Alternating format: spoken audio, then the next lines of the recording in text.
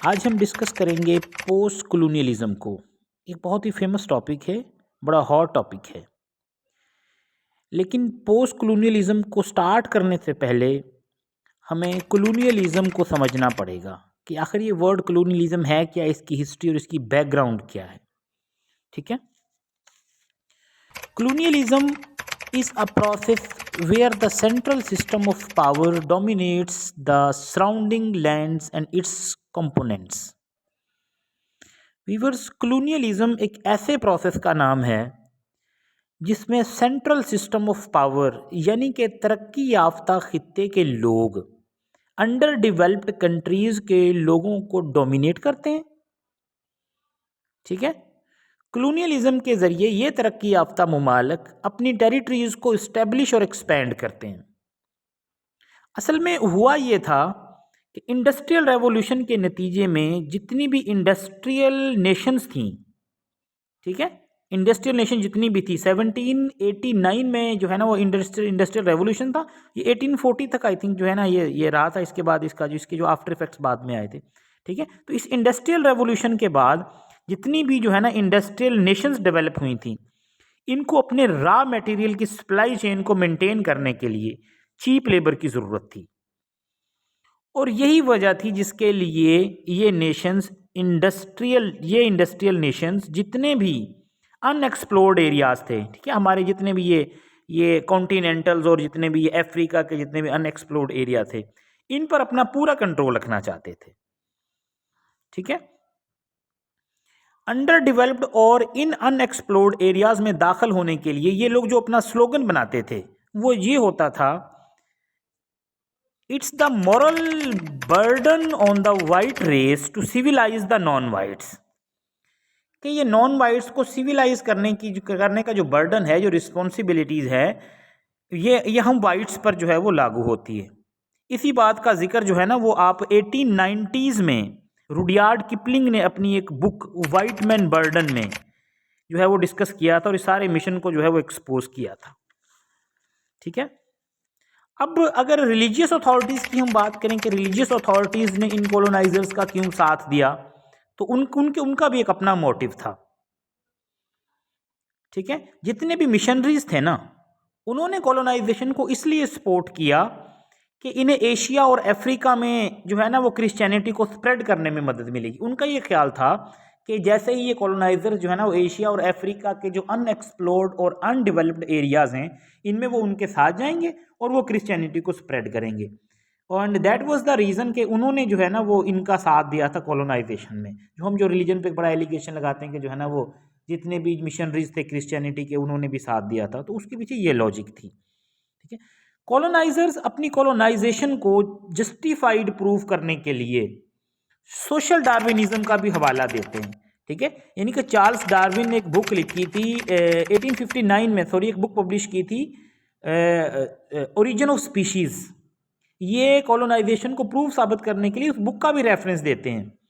ठीक है। और जिसमें उन्होंने वो थ्योरी पेश की थी सर्वाइवल ऑफ द फिटेस्ट, कि सोसाइटी में वही सर्वाइव कर सकता है जो फिट है, जो सबसे फिट है।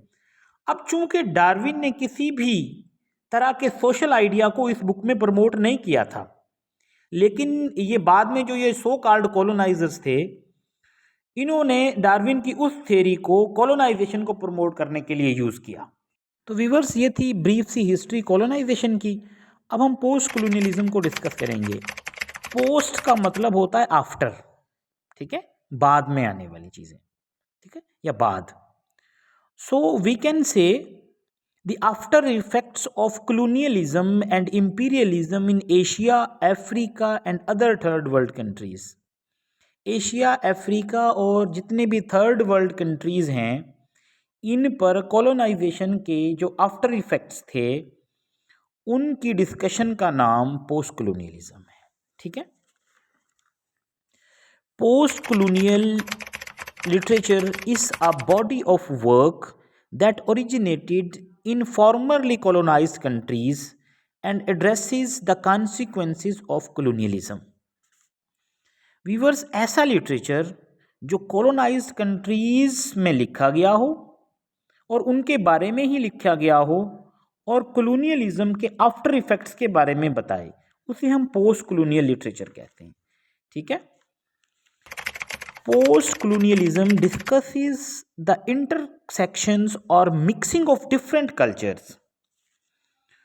पोस्ट कॉलोनियल लिटरेचर हमें बताता है कि किस तरह मुख्तलिफ कल्चर्स की जब आपस में इंटरसेक्शन हुई तो इसके नतीजे में मल्टी कल्चरलिज्म का आगाज़ हुआ। और मल्टी कल्चरलिज्म को अगर हम समझेंगे तो वो इस तरह से हम डिस्कस करेंगे कि जब ब्रिटिशर्स सब कॉन्टिनेंट में आए और उन्होंने मुस्लिम कल्चर और टेरिटरीज़ को टेक ओवर किया। ठीक है, जैसे मतलब यहाँ पर ये सब कॉन्टिनेंट में जो आए थे, ईस्ट इंडिया कंपनी का जो है ना वो स्लोगन लेके यहाँ पर वो दाखिल हुए थे। ठीक है, और इन सारी टेरिटरीज़ को जब उन्होंने टेक ओवर किया और जो मुस्लिम कल्चर और वेस्टर्न कल्चर मिक्स हुआ तो इससे मल्टी कल्चरलिज्म वजूद में आया। ठीक है, तीसरा कल्चर बना। Post colonialism intends to oppose the universal claims और sympathies of colonial powers which are called meta narratives.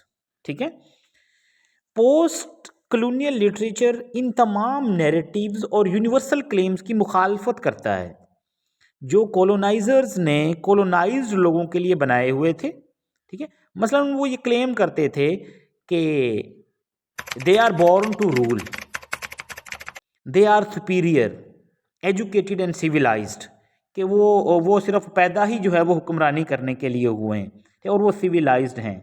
ठीक है, और ये जितने भी कॉलोनाइज्ड हैं ये वाइट मैन बर्डन हैं, दे आर वाइट मैन। ठीक है, और इसी चीज़ का नाम जो है ना उन्होंने इसी को मेटा नैरेटिव का नाम दिया कि उनका जो नैरेटिव था ये कॉलोनाइज कंट्रीज़ के बारे में। ठीक है, अब मेटा नैरेटिव को भी समझ लीजिएगा कि उनका जो व्यू पॉइंट था कॉलोनाइज्ड लोगों के बारे में, we are superior and they are inferior, मतलब वो अपने आप को सुपीरियर कहते थे और जितने भी कॉलोनाइज थे इनको वो इन्फीरियर कहते थे। खुद को जो है वो कंसीडर करते थे कि दे आर सिविलाइज्ड, और जो है ना जितने भी ये थर्ड वर्ल्ड कंट्रीज़ के जो लोग थे इनको वो कंसीडर करते थे कि दे आर अनसिविलाइज्ड। ठीक है, यही वो मेटा नैरेटिव था। अब post colonialism discusses the replacement of Meta narrative with the counter narrative of resistance bye rewriting the history and culture. ठीक है, अब इसको भी समझिएगा। ठीक है, पोस्ट कॉलोनियल राइटर्स जितने भी हैं कॉलोनियल्स के पर्सपेक्टिव को जो मेटा नैरेटिव था जिसको उन्होंने मेटा नैरेटिव का नाम दिया था उसे उन्होंने रिजेक्ट किया और इसके मुकाबले में उन्होंने काउंटर नैरेटिव ऑफ रेजिस्टेंस पेश किया। ठीक है, अब ये काउंटर नैरेटिव ऑफ रेजिस्टेंस क्या था कि उन्होंने उसमें बताया कि किस तरह कॉलोनाइज्ड लोगों को सप्रेस किया गया और उनके नैरेटिव को दबाया गया। ठीक है, इसके लिए मुख्तलिफ राइटर्स ने अपने मुख्तलिफ वर्क्स में मुख्तलिफ टर्मिनोलॉजीज़ यूज़ की। ठीक है, इनमें जो फेमस हैं वो होमी के भाभा, वो हाइब्रिडिटी का जो कॉन्सेप्ट पेश करते हैं। इसके बाद अगर हम देखें कि गायत्री चक्रवर्ती स्पीवक, उनका जो कैंस बाल्टन स्पीक है उसमें भी जो है उन्होंने यही काउंटर नैरेटिव दिया। ठीक है, इसके बाद एडवर्ड सेड को देख लें, ओरिएंटलिज्म उन्होंने लिखा। ठीक है, ये सारी बेस्ट एग्जांपल्स हैं उनकी। The main concern of post-colonialism is to discuss the effect of colonies over the colonized people. ठीक है, जितने भी ये पोस्ट कॉलोनियलिज्म है, जितना भी पोस्ट कॉलोनियल लिटरेचर है, इसको लिखने का बेसिक मकसद क्या था? ठीक है, इसका बेसिक मकसद कॉलोनाइज्ड लोगों की प्रॉब्लम्स और उनकी हार्श रियलिटीज़ और मसाइल से पर्दा उठाना था जिसको उन्होंने फेस किया। ठीक है, ये that was the basic purpose of writing the post colonial literature by the post colonial writers. जितने भी पोस्ट कॉलोनियल राइटर्स थे उनका ये पोस्ट कॉलोनियल लिटरेचर लिखने का सिर्फ यही बेसिक मकसद था और इसी का नाम जो है वो काउंटर नैरेटिव था ऑफ रेजिस्टेंस। ठीक है, तो व्यूअर्स ये था पोस्ट कॉलोनियलिज्म का इंट्रोडक्शन। ठीक, उम्मीद है आपको जो है इसकी सब समझ आ गई होगी, आपको लेक्चर पसंद आया होगा। नेक्स्ट वीडियो में हम जो है वो डिस्कस करेंगे पोस्ट कॉलोनाइजेशन के या पोस्ट कॉलोनियलिज्म के जितने भी थेरिस्ट हैं और इसके जितने भी थीम्स हैं। ठीक है, नेक्स्ट वीडियो तक के लिए अल्लाह हाफिज़।